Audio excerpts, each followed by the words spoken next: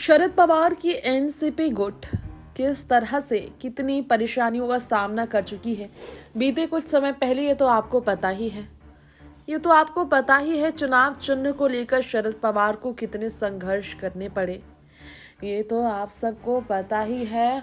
उद्धव ठाकरे के साथ किस तरह की भिड़ंत रही थी एकनाथ शिंदे की, और इसी तरह से उद्धव ठाकरे और एकनाथ शिंदे की ही तरह शिवसेना के नाम पर जिस तरह चुनाव चिन्ह को लेकर सुप्रीम कोर्ट तक बात पहुंची, वैसे ही शरद पवार और अजीत पवार चाचा और भतीजे के बीच भी जब अनबन शुरू हुई, जब दोनों के रास्ते अलग हुए, तो चुनाव चिन्ह को लेकर काफी ज्यादा चुनौतीपूर्ण स्थिति का सामना शरद को भी करने पड़े।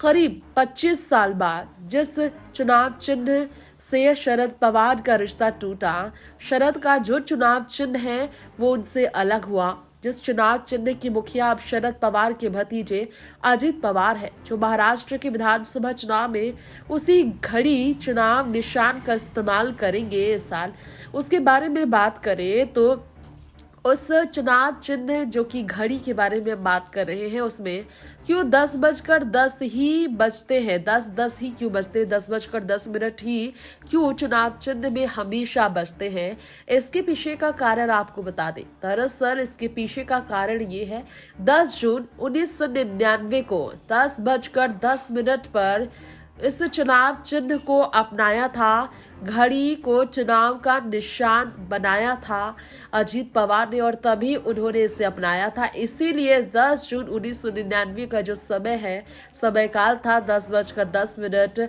वही चुनाव चिन्ह में उन्होंने घड़ी में 10:10 लिखवाया है। और जो आपको बता दें, चुनाव आयोग की ओर से घड़ी निशान एनसीपी को दिया गया था। उस घड़ी में 10:10 हो रहे थे। उस घड़ी को चुनाव चिन्ह के तौर पर दिया गया था शरद पवार को। बकौल शरद पवार, उनकी पार्टी की पहली बैठक भी 10 जून को 10:10 पर शुरू हुई थी। इसीलिए चुनाव चिन्ह 10:10 बन गया, घड़ी का 10:10 बजे का समय बन गया।